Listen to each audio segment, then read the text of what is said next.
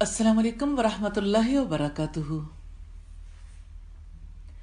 نحمدہ ونصلی علی رسولہ الکریم، اما بعد فاعوذ باللہ من الشیطان الرجیم، بسم اللہ الرحمن الرحیم۔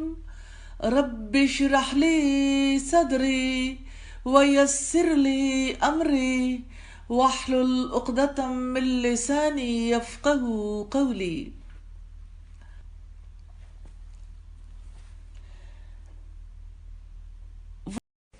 پھر تخلیق کے حوالے سے ایک اور پہلو سے دیکھیے گا، اللہ نے جو چیز بھی پیدا کی ہے بے مقصد پیدا نہیں کی، اس کو کھیل تماشے کے طور پر یوں ہی عبث پیدا نہیں کر دیا۔ اللہ تعالیٰ اس سے پاک ہے کہ وہ ایسا لایانی کام کرے۔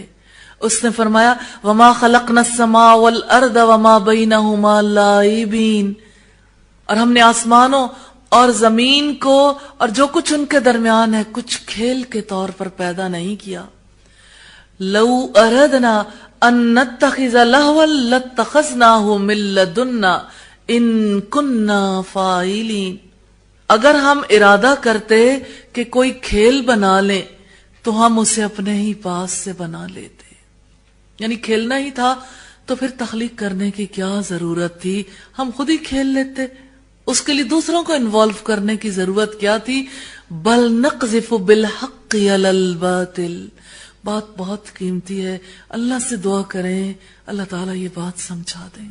زندگی میں یہی بات سمجھاتے رہے رسول، انبیاء، صالحین، لیکن یہ بات انسانوں کو سمجھ نہیں آتی کہ اس تخلیق کا مقصد کیا ہے، انسان کو پیدا کرنے کا مقصد کیا ہے، زندگی دینے کا مقصد کیا ہے۔ کیا کھانا پینا، پہننا اوڑھنا، گپ شپ کرنا، کمانا، خرچ کرنا، اپنے جیسے 4 بچے پیدا کرنا اور مر جانا؟ زندگی کا وقت اسی لیے اللہ نے دیا ہے۔ رب تعالیٰ نے فرمایا بل نقذف بالحق علی الباطل فیدمغہ فاذا ہوا زاہق، بلکہ ہم حق کو باطل پر مارتے ہیں پھر وہ اس کا سر توڑ دیتا ہے، پھر تب وہ مٹنے ہی والا ہے۔ تو یہ ساری تخلیق، سارے انسانوں کو، سارے جہانوں کو اللہ نے اس لیے پیدا کیا کہ حق جو اللہ کی ذات، حق جو اللہ کا کلام ہے، حق جو محمد رسول اللہ صلی اللہ علیہ وسلم اور تمام انبیاء کے ذریعے سے واضح کیا گیا، حق جو دین اسلام ہے، اللہ تعالیٰ کی یہ چاہت ہے، یہ ارادہ ہے بل نقذف بالحق علی الباطل، کہ حق سے باطل پر چوٹ لگائی جائے، دین اسلام کو سچا ثابت کیا جائے، اور اس دین کو لے کر اٹھنے والے اٹھے، اور جتنے نظام باطل ہے، نظام کفر ہے، اس پر اسے دے مارے۔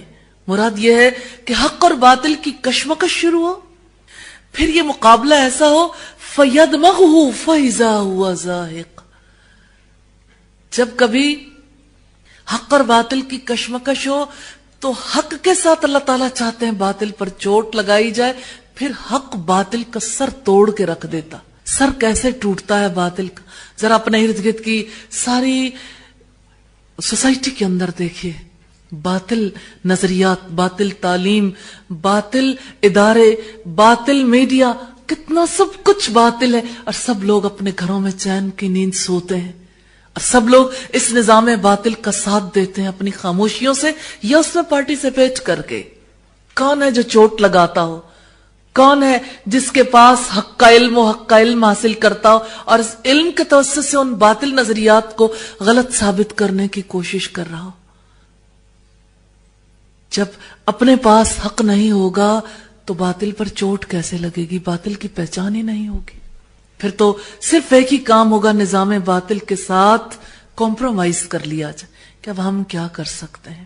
کیا اسی لیے اللہ نے پیدا کیا کہ حق حق نہ رہے اور باطل باطل نہ رہے، حق اور باطل مکس اپ ہو جائیں، کچھ پتا نہ چلے سچائی کیا ہے، زندگی گزارنے کا صحیح طریقہ کیا ہے؟ کیا اس نے حکم نہیں دیا لا تفسدوا فی الارض، زمین میں فساد نہ کرو؟ فساد یہی ہے، کفر، شرک، اسیان نافرمانی پھیل جائے زمین میں، جب تک اہل اسلام اس حق کو لے کر باطل پر چوٹ نہیں لگائیں گے، باطل تباہ و برباد نہیں ہوگا۔ باطل کا سر توڑنے کا طریقہ یہی ہے، اس علم کو حاصل کیا جائے، ان نظریات کو غلط ثابت کیا جائے، اور پھر بات صرف نظریاتی میدان کی نہیں ہے، عملی میدان کی بھی ہے کہ پھر جب باطل سرکش قوتیں اٹھ کھڑی ہیں ان کے خلاف جہاد کیا جائے، پھر اس کا سر توڑ دیا جائے، پھر تب وہ مٹنے والا ہے۔ یہ ہے مٹنے کا طریقہ۔ تو اللہ نے آسمان اور زمین کے درمیان یہ مخلوق اس لیے پیدا کی ہے کہ یہ مخلوق، یہ انسان حق کو لے کر اٹھے، اس دین کو لے کر اٹھے، اور اس دین کو غالب کرنے کے لیے اپنی پوری قوتیں، وسائل، صلاحیتیں سب کچھ لگا دے۔ کتنا ضروری ہے ایسے تعلیمی اداروں کا قیام جس کے توسط سے حق غالب ہو۔ کتنا ضروری ہے سب لوگوں کو اس دین کی دعوت دینا کہ وہ اس دین کو سیکھیں اور اسے آگے سکھانے والے بنے۔ پھر ایک ایسی قوم، ایک ایسی جنریشن، ایک نسل تیار ہو سکتی ہے کہ جو باطل کے ساتھ مقابلہ کرے اور باطل مغلوب ہو جائے۔ اس میں کوئی شک نہیں کہ باطل مٹنے والا ہے، لیکن رب نے فرمایا بلکہ ہم حق کو باطل پر مارتے ہیں، پھر وہ اس کا سر توڑ دیتا۔ اللہ تعالیٰ اپنا یہ کام اہل ایمان سے لیتا ہے۔ کام تو رب نے کرنا، سر تو اس نے توڑنا ہے، لیکن اللہ کی تقدیر کا اظہار ہوتا ہے اہل ایمان سے۔ اہل ایمان ہی اس زمین پر اللہ کی تقدیر کو پورا کرنے والے ہوتے ہیں۔ اور یہ تو شعر ہے، جس کے نصیب میں ہو جائے کہ وہ حق کو غالب کرنے کے لیے اپنی زندگی، اپنی صلاحیت، اپنی قوت، اپنا مال لگائے تاکہ حق کے غلبے کے لیے اپنا شعر ڈالنے کے قابل ہو جائے، پھر تب وہ مٹنے والا ہے۔ اللہ تعالیٰ جب بھی اسلام کو غالب کرے گا، ہمارا یہ حصہ اس میں شامل ہوگا، اس کا اجر ہمیں ضرور عطا کر دیا جائے گا، ہم اس موومنٹ میں ضرور شامل ہوں گے۔ اور کیا شک ہے کہ جب حضرت عیسیٰ علیہ السلام آئیں گے اور سجدہ ایک اللہ کے لیے ہو جائے گا، تو محمد رسول اللہ صلی اللہ علیہ وسلم کے دور سے لے کر حضرت عیسیٰ کی آمد تک جس جس دور میں لوگوں نے اللہ کے کلام کو سیکھا، اللہ کے رسول صلی اللہ علیہ وسلم کی تعلیمات کو سیکھا، آگے پہنچایا، حق کو غالب کرنے کے لیے عملی کوششیں کی، جہاد کیا، کیا وہ سب کچھ اس ایفرٹ میں شامل نہیں ہوگا؟ یہ صدیوں کی کاوش، انسانی عمریں اس کی متحمل نہیں ہے کہ زمین پر کب اللہ کا پروگرام پورا ہو، لیکن اللہ کسی عمل کرنے والے کے اجر کو ضائع نہیں کرتا، خواہ وہ مرد ہو یا عورت۔ اس لیے ہم نے اپنا حصہ لینا ہے، حق کو غالب کرنے کے لیے اپنی ایفرٹ، اپنی کوشش کرنی ہے تاکہ باطل مغلوب ہو جائے۔ وہ جب بھی جس دور میں بھی ہوگا، انشاءاللہ ہمیں اپنے حصے کا اجر ضرور مل جائے گا۔ اور اجر لینے کے لیے پہلا سٹیپ، پہلی سیڑھی ہے، اسی پہ کھڑے نہیں ہو جانا کہ انسان خود کلام اللہ کو سیکھے، رسول اللہ کی تعلیمات کو، اس دین کو سیکھے، پھر اسے لے کے اٹھے اور ان لوگوں کے ساتھ شامل ہو جائے جو یہ کوششیں کر رہے ہیں، تاکہ اس دین کو دوسروں تک سکھانا ممکن ہو، اور اس دین کو غالب کرنے کے لیے جو عملی کوششیں ہیں اس غلبے کے لیے، جیسے جہاد فی سبیل اللہ، تو جہاد فی سبیل اللہ کے لیے جو بھی ہمارے حصے کے کام ہے، ہم نے وہ کام کرنے ہیں۔ اسلام کبھی انتخاب سے غالب نہیں آ سکتا، نہ انتخاب، الیکشنز اس کا راستہ ہے۔ اسلام کے غلبے کے لیے اللہ تعالیٰ نے انقلاب کا راستہ بتایا، جہاد فی سبیل اللہ کا راستہ۔ دو ہی راستے ہیں، دعوت دین اور جہاد فی سبیل اللہ۔ اس کے بغیر اس زمین میں اللہ کا پروگرام پورا نہیں ہونے والا۔ اللہ تعالیٰ کا پروگرام اسی طرح سے پورا ہوگا، حق اسی طرح سے غالب آئے گا، باطل نظریات اسی طرح سے مٹیں گے۔ ابھی رات میرا بیٹا مجھ سے بات کر رہا تھا کہ ماما جو بھی ہم نیٹ سے سرچ کرنا چاہتے ہیں، ہر بچہ، اس جنریشن کا پرابلم یہ ہے کہ جو کچھ تلاش کرنا گوگل پہ چلے جاؤ اور جا کے سرچ کرو، اور ہمیں کوئی اتھینٹک چیز نہیں ملتی، ریفرنسز صحیح نہیں ملتے، احادیث صحیح نہیں ملتی۔ ابھی میرے دوست نے کہا کہ یہ جو توہین رسالت کا معاملہ ہے، اس بارے میں مجھے کوئی اتھینٹک چیز بتا دو، تو میں نے نیٹ سے بہت سرچ کیا اور مجھے کوئی ایسی چیز اویلیبل نہیں ہوئی۔ تو میں نے اسے کہا کہ بیٹا یہ تو یعنی یہ سلسلہ ایسا نہیں ہے کہ سب کچھ نیٹ پہ اویلیبل. کہتا ماما مجھے یہ بتائیں ہم کیا شیئر ڈالیں. میں چاہتا ہوں ایک ایک آیت ایک ایک لفظ جو جدید ایشوز ہیں ہر ایک کے بارے میں ہم وہ سب چیزیں اس میں شامل کرتے چلے جائیں تاکہ جو شخص بھی گوگل پہ آئے یا ہم کوئی اور سرچ انجن بنا لیں جہاں پہ لوگ کسی بھی چیز کے بارے میں کچھ سرچ کرنا چاہیں اتھینٹک روایات کے توسط سے وہ چیز ثابت ہو جائے. تو نظام باطل نے اپنے پنجے اتنے گاڑ دیے کہ کہیں سے ہماری جنریشنز یا دنیا کے انسان کچھ بھی سرچ کرنا چاہیں راستہ نہیں ہے. وہ کہاں جائیں, کیسے تلاش کریں حق کو؟ کہ حق کو تلاش کرنا چاہے کتاب پڑھنے کی عادت نہیں ہے. کتاب سے بیگانہ تو ہم نے خود کیا. وہ اقبال نے کہا تھا کہ ہے دل کے لیے موت مشینوں کی حکومت, احساس مروت کو کچل دیتے ہیں آلات. اقبال نے تو یہ دور نہیں دیکھا تھا, پیشین گوئی کی تھی. تو آج دیکھ لیجئے ہماری نسلوں سے کتاب چھین لی گئی.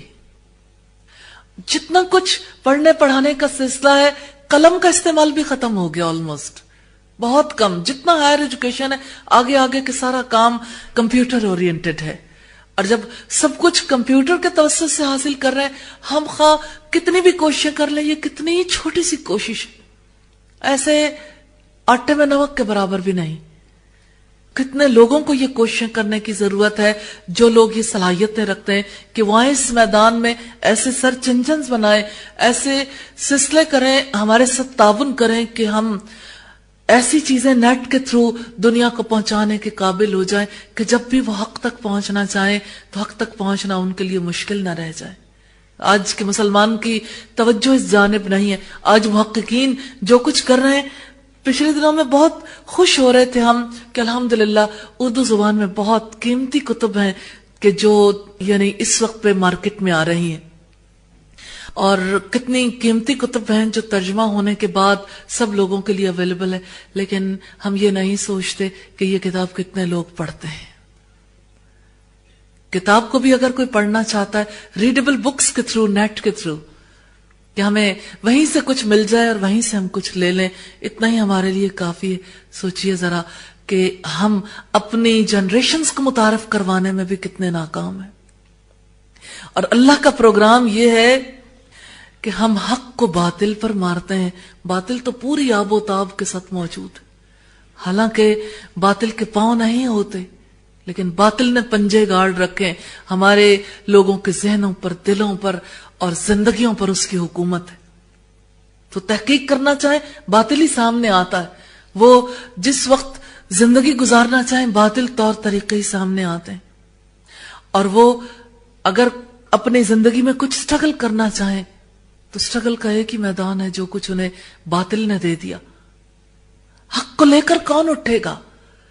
کون اس حق سے باطل پر چوٹ لگائے گا؟ ہر ایک کو گھر عزیز ہے, ہر ایک کو وہ باطل نظام تعلیم عزیز ہے جس کے توسط سے باطل ہی پنپ سکتا ہے, حق کبھی پنپ نہیں سکتا. تو رب العزت کہتے ہیں وَلَكُمُ الْوَيْلُ مِمَّا تَصِفُونَ, تباہی ہے تمہارے لیے اس میں جو تم بیان کرتے ہو. کہاں کہاں یہ بیان جاری رہتے ہیں. یونیورسٹیوں کا پروفیسر کیا بیان کرتے ہیں, حق یا باطل؟ کھلا سوال ہے سب کے لیے. وہ سارے پروفیشنز جو ہمارے یہاں ہیں, ان پروفیشنز کے تھرو جو کچھ بیان ہوتا ہے وہ سارا کس چیز کا بیان ہے, حق کا یا باطل کا؟ ہمارے تجارتی ادارے, ہمارے تعلیمی ادارے, ہمارے معاشرتی ادارے, فلاح و بہبود کے ادارے, ہم میں سے جتنے لوگوں کی زبانیں, جتنے لوگوں کی جانب سے جو تحریک بھی ہے, کس چیز کے بیان کے لیے؟ خواتین چھوٹی چھوٹی باتوں کے بیان سے ہی اوپر نہیں اٹھتی. ہماری وہ بچیاں, وہ خواتین چھوٹی چھوٹی باتوں سے ٹچی ہو جاتی ہیں, اسی پر سوچنے سمجھنے میں سارا وقت اس کو آگ لگا دی جاتی ہے. گھروں کے اندر, باہر, ہر جگہ, ہر میدان میں وقت کو کتنے برے طریقے سے آگ لگ رہی ہے. کتنے ذہین افراد ہیں جو اس کی بھینٹ چڑھ رہے ہیں. جب وقت ہی نہیں ہے کارآمد کام کرنے کے لیے تو ظاہر ہے بیکار کام ہی ہوں گے. تو اس حق کو غالب تو آنا ہے، اس میں ہم نے حصہ لینا ہے انشاءاللہ تعالی۔ اس رب کی چاہت، اس کی تقدیر کے مطابق کہ مومن تو اللہ کی تقدیر بن جاتا ہے اس جہان میں، کہ حق کو غالب کرنے کے لیے، باطل نظام پر چوٹ لگانے کے لیے تعلیمی نظام کو مضبوط بنانے کی ضرورت ہے۔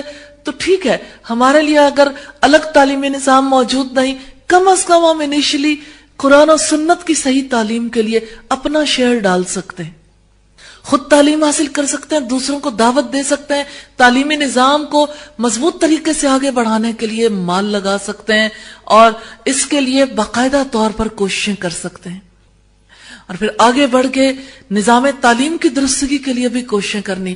80s میں یہ موومنٹ بڑی اسٹرانگ تھی، نالج فار واٹ، کہ نالج کس لیے ہے، اس کا مقصد کیا ہے۔ آج دب گئی امت میں یہ تحریک۔ کل اسلامائزیشن آف نالج کی بات تھی، آج اس کے اوپر کوئی کام نہیں ہو رہا۔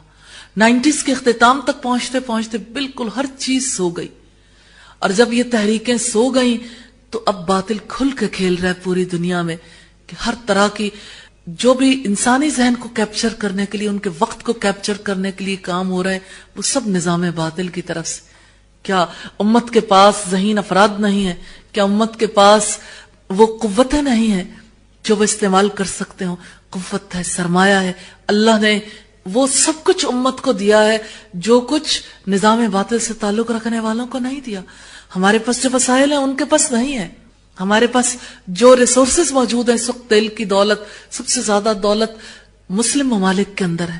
ہمارے پاس جو افرادی قوت ہے وہ ان کے پاس نہیں، ہمارے پاس جو ذہین افراد ہیں وہ ان کے پاس نہیں۔ ہمارے افراد ان ملکوں میں جا کے کام کرتے ہیں، برین ڈرین ہو رہا ہے نظام باطل کے لیے، کہ وہ سارا ذہنی قوتیں، صلاحیتیں نظام باطل کو پروموٹ کرنے کے لیے لگ رہی۔ حق کہاں سے غالب ہوگا؟ وہ جیسے کسی نے کہا تھا کہ گلا تو گھونٹ دیا اہل مدرسہ نے تیرا، کہاں سے آئے گی صدائے لا الہ الا اللہ۔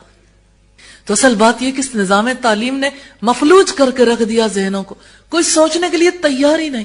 ہر ایک کے ذہن میں ایک ہی فکر ہے معاش کی، کچھ کما لیں، کچھ خرچ کر لیں، پھر کیا کریں گے؟ قوت حاصل کریں گے، اس قوت کو کہاں لگانا ہے؟ یہ ساری قوتیں پھر نظام باطل کو پروموٹ کرنے کے لیے لگتی ہیں۔ وہ اقبال نے کہا تھا، عصر حاضر ملک الموت ہے تیرا، جس نے چھین لی روح تیری دے کے تجھے فکر معاش۔ تو یہ دور، یہ زمانہ ایسا ہے کہ ملک الموت کا کردار ادا کر رہا ہے، کہ اس نے ہمارے جوانوں، ہمارے صاحب فکر لوگوں کو بھی صرف ایک ہی جانب لگا دیا ہے، فکر معاش، اس سے اٹھتا ہی نہیں۔ اور معاش انسان کی فکر کے ساتھ وابستہ ہے، یا اس کے علم کے ساتھ، یا اس کی قوتوں کے ساتھ، یا اس کی طے کردہ پالیسی کے ساتھ۔ ایسا نہیں ہے۔ کوثر نیازی نے کہا تھا، تو نے حق کو چھوڑا ہے احساس غربت سے، فقط سوچتا ہوں تو دل احساس سے دہل جاتا ہے، کیا اس بات سے بھی نہ تھی تجھ کو آ گئی، رزق تو اس دور میں کتوں کو بھی مل جاتا ہے۔ تو لوگ حق چھوڑ دیتے ہیں، باطل اپنا لیتے ہیں کہ دنیا کا رزق بھی تو چاہیے، دنیا میں بھی تو جینا ہے۔ لوگوں کون ہے جو دنیا میں جی سکا؟ نسلوں کی نسلیں آج قبروں میں سوئی پڑی ہے۔ آدم علیہ السلام سے لے کر آج تک کے جو انسان ہے، جس کا وقت مقرر تھا، وقت پورا کر کے کہاں گیا؟ اس نے دنیا میں رہنا تھا نا، کیا دنیا اس سے نہیں چھنی؟ کیا ہم سے نہیں چھن جائے گی؟ اس رب نے فرمایا، وَمَا خَلَقْنَا السَّمَاءَ وَالْأَرْضَ وَمَا بَيْنَهُمَا لَاعِبِينَ۔ ہم نے آسمان اور زمین کو اور جو کچھ ان دونوں کے درمیان ہے کھیل کے طور پر پیدا نہیں کیا۔ اگر ہم ارادہ کرتے کہ کوئی کھیل بنا لیں تو ہم اسے اپنے پاس سے ہی بنا لیتے، اگر ہم کرنے والے ہوتے۔ بل نقذف بالحق علی الباطل۔ یہ زمین و آسمان اس لیے وجود میں آئے ہیں، اللہ نے سارا جہان اس لیے پیدا کیا کہ یہاں حق کو باطل پر دے مارا جائے، تاکہ اس کا سر ٹوٹ جائے۔ اس طرح سے وہ مٹنے والا ہے۔ یہ باطل کیسے وجود میں آیا؟ اللہ نے انسان کو جو اختیار دیا، اختیار استعمال کرنے کے بعد ایک غلط خیال کس طرح سے غلط نظریے میں بدل جاتا ہے، اور ایک غلط نظریہ انسان کو کہاں سے کہاں لے جاتا ہے، پھر کتنے نظریات پھر کتنا کچھ. یہ نظام باطل نہیں ہے. کسی کے کان پہ جوں تک نہیں رینگتی. کوئی فرق نہیں پڑتا کسی کو. کہیں فیشن شو ہو رہا ہے، ایک ہفتے کے لیے ہو رہا ہے، ہماری بہو بیٹیاں کس طرح اس میں پارٹیسپیٹ کر رہی ہیں، اور کیسے ہمارے ہی لوگ بیٹھ کے ان کے حسن سے آنکھیں سیکتے ہیں. کس کی چاہت پروان چڑھ رہی؟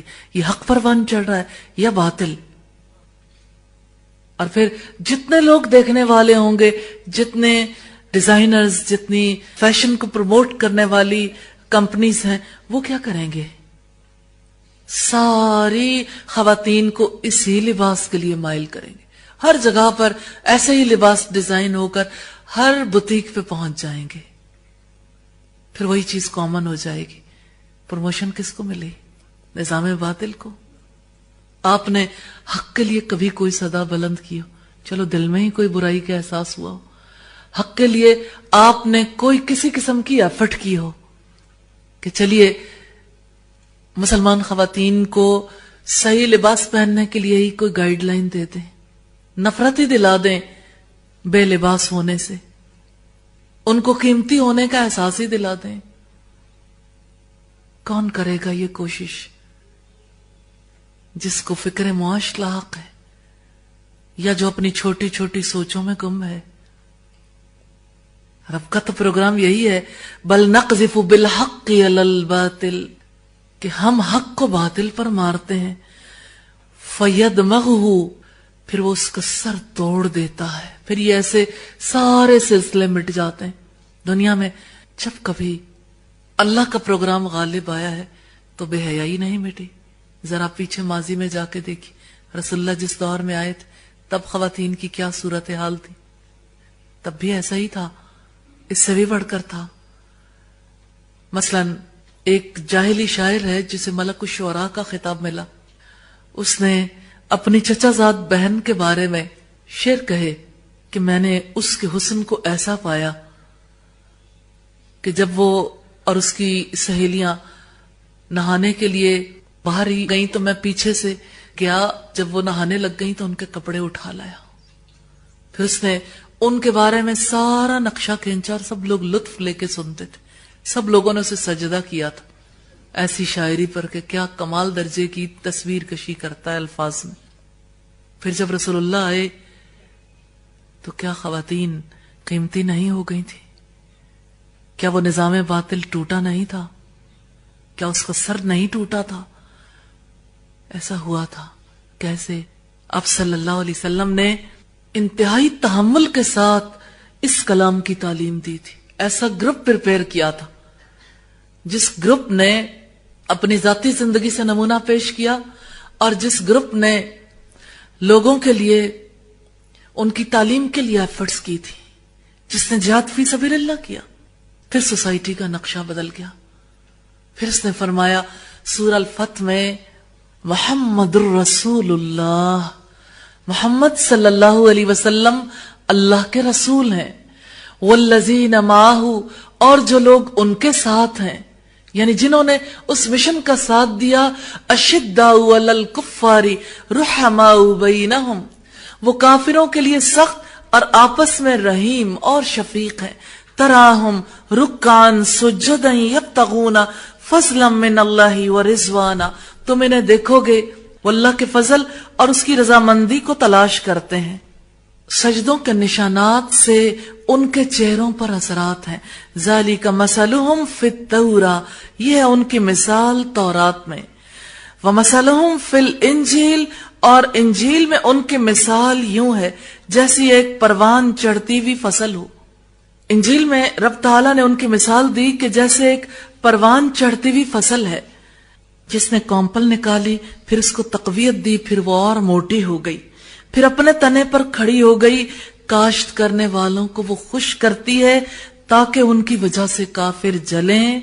اللہ نے ان لوگوں سے جو ایمان لائے اور جنہوں نے ان میں سے نیک عمل کیے مغفرت اور بڑے اجر کا وعدہ کیا. تو یہ پروان چڑھتی ہوئی فصل کون سی ہے؟ یہ انسانی فصل ہے جس کے کاشتکار محمد رسول اللہ صلی اللہ علیہ وسلم تھے. کہ انسانوں کا ایسا گروپ جب پریپئر ہوتا ہے جن کو حق سکھایا جاتا ہے، پھر وہ لوگ حق کو لے کر اٹھتے ہیں اور باطل پر چوٹ لگاتے ہیں. اس طرح اللہ تعالیٰ کا پروگرام اس زمین پر پورا ہوتا ہے. رب العزت نے فرمایا تاکہ کافر اس کی وجہ سے جلے. جو بھی جہاد کے لیے اٹھ کھڑا ہوتا ہے یا دعوت دین کے لیے بڑا کردار ادا کرتا ہے، کافروں کو جلن لاحق ہو جاتی. اگر اس وقت بھی آپ جلن دیکھنا چاہیں تو آپ جلن دیکھیے، صرف جلنے والوں کو نہ دیکھیں، ان کی جلن کو دیکھیں. جلن کس پر ہے؟ یا جہاد کرنے والوں کے لیے جلن ہوگی یا تعلیم دینے والوں کے لیے. جو لوگ اس پروگرام کو نہیں لے کے اٹھتے ان سے کوئی جلن نہیں ہے. تو جلن کیوں ہے؟ اللہ تعالیٰ کی چاہت ہے کہ کافر جلیں تاکہ حق اور باطل کی کشمکش ہو، تاکہ حق غالب آ جائے. یہ اللہ کا پروگرام.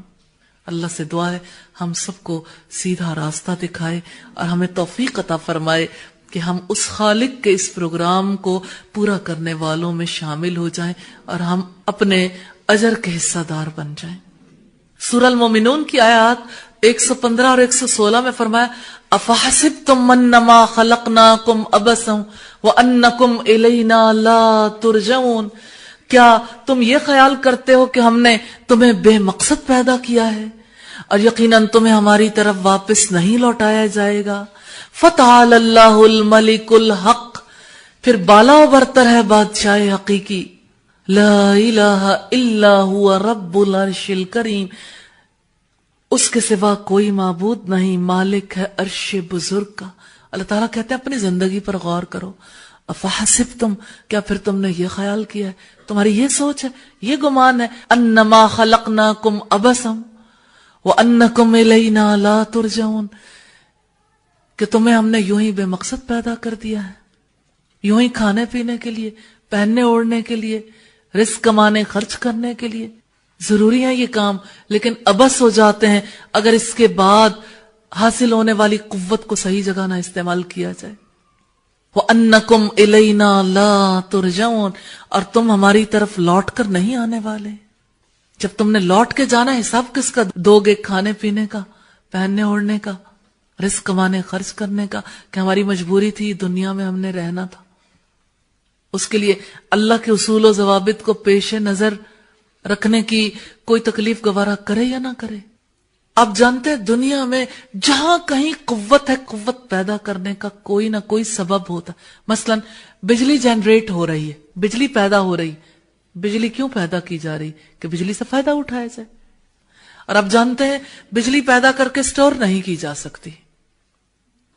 جتنی بجلی پیدا ہوتی سائیڈ وائز یوز ہوتی، ڈسٹریبیوٹ کر دیتے ہیں، ساتھ ساتھ استعمال ہوتی. اگر بجلی پیدا کر کے کوئی سٹور کرنا چاہے سٹور کر نہیں سکتا. اگر کوئی اپنی قوتوں کو، جو قوتیں رب تعالیٰ نے اسے عطا کی ہیں، قوت حاصل کر کے اسے سٹور کرنا چاہے، وہ قوت بھی اس کے پاس نہیں رہتی. قوت انرجی کہیں لگانی. سورج کے اندر ایٹامک انرجی ہے نا، لگ رہی ہے نا زمین پہ. زمین پہ واٹر سائیکل کا سلسلہ سورج سے متعلق، فصلوں کا سلسلہ اس سے متعلق، حرارت، روشنی کا سلسلہ اس سے متعلق. وہ رب تعالیٰ کا بنایا ہوا نظام ہے. اس کی انرجی سے زمین والے فائدہ اٹھا رہے ہیں. تو اللہ تعالیٰ کہتے ہیں دیکھو ہر چیز کو اللہ نے بامقصد پیدا کیا اور تمہیں ہی بے مقصد پیدا کر دیا. افحسبتم انما خلقناکم عبثا وانکم الینا لا ترجعون. تم یہ سمجھتے ہو تمہیں یوں ہی پیدا کر دیا، اور اس پر مستزاد یہ کہ تمہیں ہماری طرف لوٹنا نہیں ہے، جواب نہیں دینا اپنی قوتوں، صلاحیتوں کا، اپنی زندگی کا، اپنی اس عمر کا کن کاموں میں گزار کیا ہے. کیا ابن آدم سے یہ سوال ہونے والا نہیں ہے؟ کیا یہ فرمان نہیں سنا کہ ابن آدم کے قدم حشر کے میدان میں اپنی جگہ سے اٹھ نہیں سکیں گے جب تک کہ 5 باتوں کا جواب نہ دے لیں؟ عمر کن کاموں میں گزاری، جوانی کن کاموں میں پرانی کر دی، مال کہاں سے کمایا، کہاں خرچ کیا، علم کتنا حاصل کیا، اس کے مطابق عمل کتنا کیا. تو اللہ تعالیٰ کہتے ہیں کہ تمہارا یہ گمان درست نہیں ہے، اس لیے کہ تمہیں لوٹ کر ہمارے پاس آنا ہے، جواب دہی کرنی ہے. اپنے بارے میں تمہیں یہ ثابت کرنا ہوگا کہ تم نے زندگی کو ضائع نہیں کیا. اور کتنی زندگیاں ہیں، اربوں زندگیاں ہیں اس وقت جو ضائع ہو رہی ہیں، جن کو آگ لگ رہی ہے، جن کو آگ نے گھیرے میں لے لیا، جس کو بچانے کے لیے دلوں کے اندر وہ رحم، وہ محبت، وہ ہمدردی بھی نہیں ہے، جیسی رسولوں کے اندر تھی کہ زندگیوں کو آگ لگانے سے بچا لیں. نہ ماں کے اندر وہ ہمدردی ہے، نہ باپ کے اندر ہے کہ جو اپنی نسلوں کو بچا لے، کہ اللہ کا فرمان نہیں ہے قُوْ أَنفُسَكُمْ وَأَهْلِيكُمْ نَارًا، اپنے آپ کو اور اپنے گھر والوں کو آگ سے بچا لو۔ آگ تو اللہ کی موجود ہے، اور اگر زندگی کو ضائع کیا تو آپ جانتے ہیں بیکار چیزوں کا ٹھکانہ آگ ہی ہوا کرتی ہے۔ اپنی زندگی کو، اپنے جیسے انسانوں کی زندگی کو آگ لگنے سے بچانا ہے۔ تو رب تعالیٰ نے یہ سارا سلسلہ یوں ہی پیدا نہیں کر دیا، اور ہمیں بھی بے مقصد تخلیق نہیں کیا۔ پھر کیا مقصد ہے ہمارا؟ ایک بات تو ہم نے دیکھی کہ اللہ تعالیٰ ہمارے تھرو اپنا کام پورا کرنا چاہتے ہیں، کہ باطل نظام پر دین اسلام کی چوٹ لگانا چاہتے ہیں، تو اہل اسلام ہی یہ چوٹ لگائیں گے نا، اور ہم ہی، اللہ ہم سے خدمت قبول کر لے۔ دوسری بات یہ ہے کہ اللہ سبحانہ و تعالیٰ نے اس لیے ساری تخلیق کی، اس لیے اپنی مخلوق کو پیدا کیا کہ وہ اس کو پہچانے اور اس کی عبادت کریں۔ اور اس کی پہلی دلیل اللہ تعالیٰ کا قول ہے، سورہ الطلاق کی آیت نمبر 12 ہے، اللہ وہ ہے جس نے 7 آسمان بنائے اور انہی کی طرح زمین سے بھی ان کے درمیان اس کا حکم اترتا ہے تاکہ تم جان لو ان اللہ علی کل شیء قدیر۔ کس چیز کا علم حاصل کر لو؟ کہ اللہ تعالی ہر چیز پر پوری قدرت رکھنے والا ہے، پوری طرح قادر ہے۔ وَأَنَّ اللَّهَ قَدْ أَحَاطَ بِكُلِّ شَيْءٍ عِلْمًا، اور یقیناً اللہ نے اپنے علم سے ہر چیز کا احاطہ کر رکھا۔ ذرا توجہ کیجئے گا اس آیت کی طرف کہ اللہ نے 7 آسمان اور زمینیں کس لیے بنائی، جن کے درمیان اس کا حکم اترتا ہے تاکہ تم جان لو۔ تخلیق کا سبب کیا ہے؟ تاکہ تم علم حاصل کر لو کہ اللہ ہر چیز پر قدرت رکھنے والا ہے۔ عام طور پر لوگ یہ کہتے ہیں سب کو پتہ ہی ہے اللہ قدرت رکھنے والا ہے، اللہ تعالیٰ کہتے ہیں لِتَعْلَمُوا، تاکہ تم علم حاصل کرو، تم جان لو، تمہارے اندر یہ پختہ علم راسخ ہو جائے، ان اللہ علی کل شیء قدیر، یقیناً اللہ ہر چیز پر قدرت رکھنے والا، کیونکہ اس علم کے ساتھ ایمان عمل کرتا ہے، اس علم کے ساتھ انسان عمل صالح کرتا ہے۔ وَأَنَّ اللَّهَ قَدْ أَحَاطَ بِكُلِّ شَيْءٍ عِلْمًا، اور یقیناً اللہ نے اپنے علم سے ہر چیز کا احاطہ کر رکھا ہے۔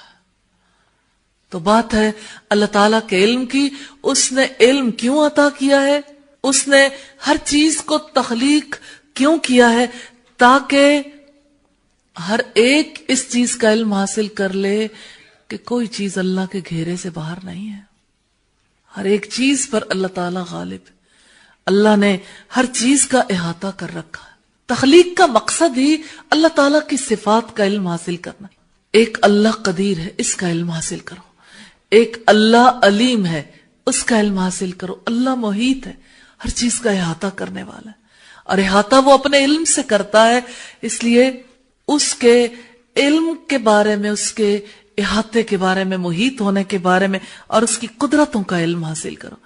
دوسری دلیل اس کی یہ ہے کہ اللہ تعالیٰ نے اپنی معرفت، اپنی پہچان اور اپنی عبادت کے لیے پیدا کیا۔ سورہ ذاریات کی آیت نمبر 56 ہے، وَمَا خَلَقْتُ الْجِنَّ وَالْإِنسَ إِلَّا لِيَعْبُدُونَ، میں نے جنوں اور انسانوں کو اپنی عبادت کے ماں سوا کسی مقصد کے لیے پیدا نہیں کیا۔ اور اکثر لوگ اس بارے میں بڑی غلط فہمی میں مبتلا ہیں، کیونکہ اس چیز کو تو سب پہچانتے ہیں کہ اللہ وحدہ لا شریک لہ نے پیدا کیا، وہ اپنی تخلیق میں ایک ہے، اس نے آسمانوں کو پیدا کیا، زمین کو، پہاڑوں کو، درختوں کو، ساری مخلوقات کو، لیکن اس اقرار کے ساتھ کہ اللہ اپنی تخلیق میں واحد ہے، عبادت غیروں کی کرتے ہیں، اللہ کے ماں سوا دوسروں کی بندگی کرتے ہیں۔ یہی معنی ہے اللہ تعالیٰ کے اس قول کے سورہ یوسف کی آیت نمبر 106 ہے، وَمَا يُؤْمِنُ أَكْثَرُهُمْ بِاللَّهِ إِلَّا وَهُمْ مُشْرِكُونَ، اور اللہ کے سوا ان کو نہ پکارو جو نہ تمہیں نفع پہنچا سکتے ہیں نہ نقصان، پھر اگر تم ایسا کرو گے تو یقیناً تب تم ظالموں میں سے ہوگے۔ ابن عباس کہتے ہیں کہ یہاں یہ جو بات ہے ان کے ایمان کی، ان کے بارے میں رب تعالیٰ نے فرمایا کہ اللہ نے آسمانوں کو پیدا کیا، یعنی اس بات کا سب اعتراف کرتے ہیں کہ اللہ ہی آسمانوں کو پیدا کرنے والا ہے، زمین اس کی تخلیق میں سے ہے، پہاڑ اس کی تخلیق میں سے ہیں۔ جب ایسی بات مشرکوں سے بھی پوچھی جاتی تھی کون ہے آسمان زمین پہاڑ سب کچھ پیدا کرنے والا، تو وہ کہتے تھے اللہ، اور اس کے باوجود وہ مشرک رہتے تھے، اس کے باوجود وہ دعائیں حاجتیں کسی اور سے طلب کرتے تھے اور عبادت کسی اور کی کرتے تھے۔ اکرمہ کہتے ہیں کہ آپ ان سے سوال کرو من خلق السماوات والارض، کس نے پیدا کیا آسمانوں اور زمین کو، فیقولون اللہ، ضرور کہیں گے وہ اللہ، یہ ہے ان کا اللہ پر ایمان۔ وہم یعبدون غیرہ، اور وہ اس کے ماں سوا دوسروں کی عبادت کرتے ہیں۔ جامع البیان کی روایت ہے، یہ والیوم 8 ہے، پیج 77 سے 79 تک اس کا تذکرہ۔ اسی طرح سورہ الانعام کی آیت نمبر 1 میں فرمایا الحمدللہ الذی خلق السماوات والارض وجعل الظلمات والنور ثم الذین کفروا بربہم یعدلون۔ تعریف اللہ تعالیٰ ہی کے لیے ہے جس نے آسمانوں اور زمین کو پیدا کیا، تاریکیوں اور روشنی کو بنایا، پھر بھی جن لوگوں نے انکار کیا وہ دوسروں کو اپنے رب کے برابر ٹھہراتے ہیں۔ کس حوالے سے؟ کہ ان سے ویسے ہی مدد طلب کرتے ہیں جیسے اللہ سے مدد طلب کی جاتی، ان کو اسی طرح سے کاموں کا مختار مالک سمجھتے ہیں جیسے اللہ کو سمجھا جاتا ہے۔ ابن عباس کہتے ہیں کہ اللہ تعالیٰ کے کہنے کا مطلب یہ ہے کہ انہوں نے پتھروں اور بتوں کو میرے ساتھ تخلیق کے عمل میں گویا شامل کر دیا، اس کے بعد کہ انہوں نے میری نعمت کا اقرار کیا، میری ربوبیت کا اقرار کیا۔ یہ روایت حافظ ابن قیم کی اغاثۃ اللہفان میں والیوم 2 پیج 226 پر ہے۔ قرآن حکیم میں کثرت کے ساتھ کافروں پر دلائل قائم کیے گئے، ان سے اعتراف کروا کے کہ اللہ واحد ہے، وہی الخالق ہے، الرازق ہے، منعم ہے، متصرف ہے۔